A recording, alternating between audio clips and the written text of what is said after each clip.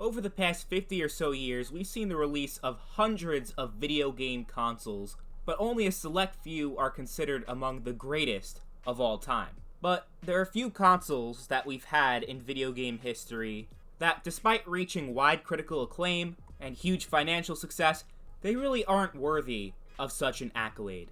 And those are the consoles we'll be talking about in today's video. I'm Chad Jackson, and here are the 5 most overrated consoles in the history of gaming. Starting off this list at number 5, we have the PlayStation 2. Now don't get me wrong, I love the PS2, I think the PS2 is great, it's the first console I ever owned. But because it is the best-selling console of all time, selling over 150 million units, it kind of gets this reputation as being the greatest console ever made.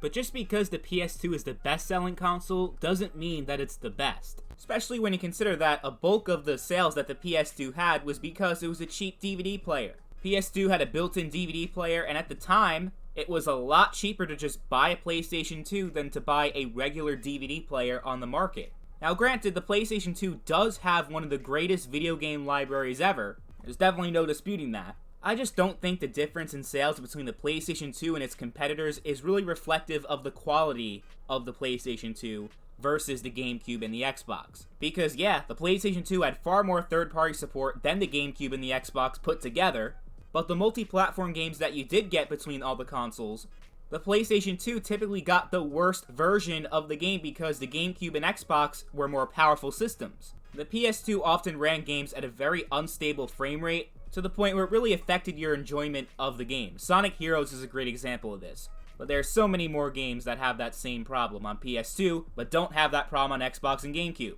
The PS2 definitely had a great lineup of first-party exclusives, but I would argue that the GameCube and Xbox, their first-party games were at least on par with the quality of the PS2, maybe sometimes even better. And how about the quality of the PlayStation 2 console itself? During its life cycle, I went through 4 PlayStation 2s, because the PlayStation 2, especially the slim model, was a cheap piece of shit. And the build quality was a lot better on the Xbox, GameCube, and even the Dreamcast. Now with all that being said, the PlayStation 2 is still amazing, even to this day, but it also isn't the perfect console that people make it out to be. And because it's the best-selling console in video game history, it had to make an appearance on this list. Now, coming in at number 4, we have another Sony console, the PlayStation 4. Like the PS2, this isn't me trying to imply that the PS4 is a bad console, but like the PS2, it's not as great as people try to make it out to be. I would actually go as far as to say that among all the PlayStation consoles we've had so far, the PS4 is easily the worst. Now, despite the PS4 being known for having all these amazing exclusives like God of War, The Last of Us, Spider-Man, and Horizon, which isn't even exclusive anymore, those were all great games, but you also had a good amount of shitty PS4 exclusives, and I'm not just talking about Life of Black Tiger. The Order 1886 was a 5-hour cutscene. Drive Club was so fucking horrendous they had to delist it from the PlayStation Store. So let's not pretend the PS4's first-party lineup was perfect. Definitely a lot better than what the Xbox One had to offer because the Xbox One had no exclusives.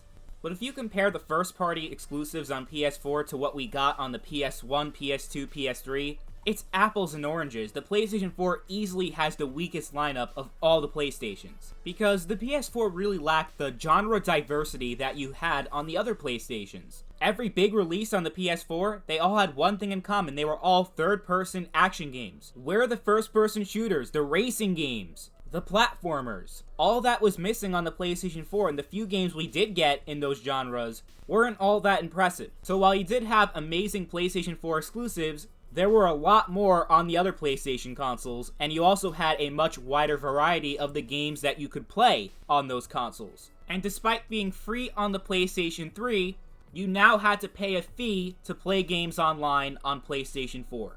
$60 a year. And ever since paid online became a thing on PlayStation, the PSN servers haven't gotten any better. So where's all this money going? It still takes 10 minutes to load a friends list. How about the countless times over the years the PlayStation Network was taken down?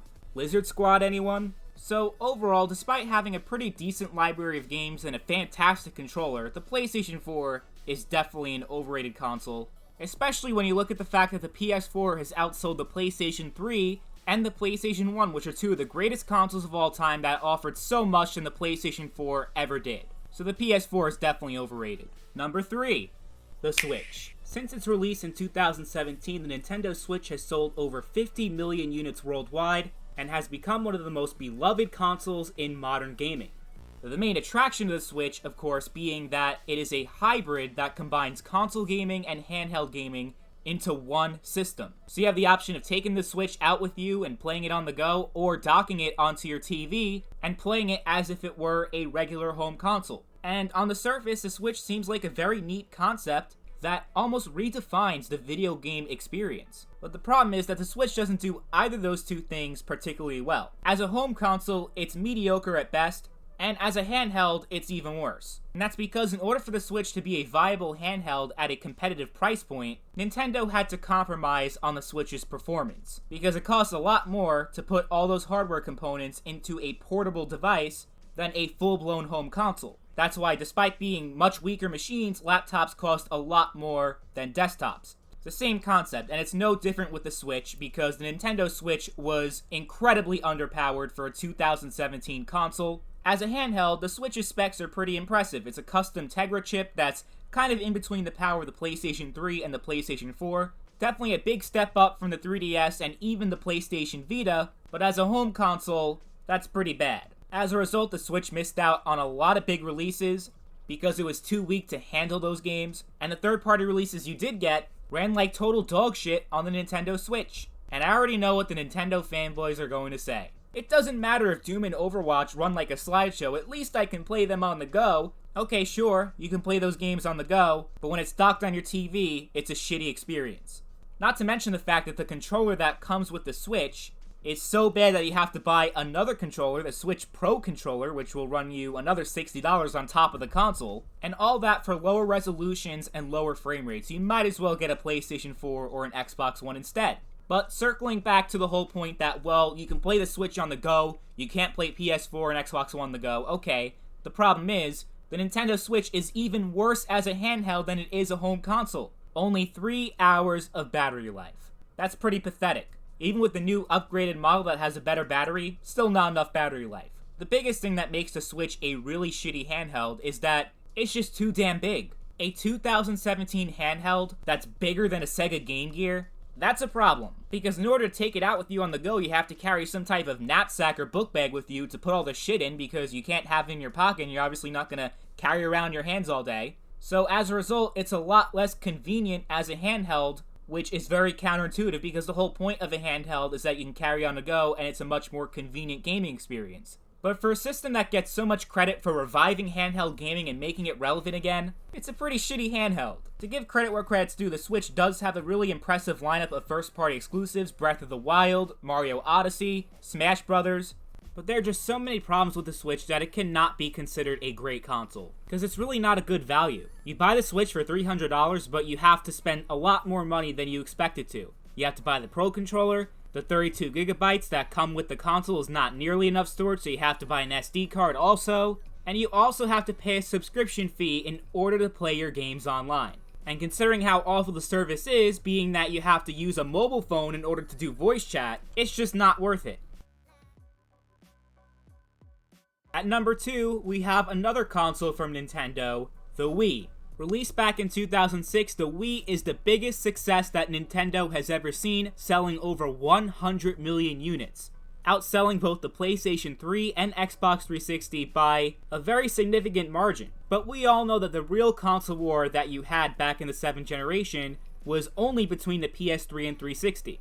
Because if you're a real gamer, those were the only consoles that were worth a damn back then, because the Wii was not a real gaming machine, it was a toy.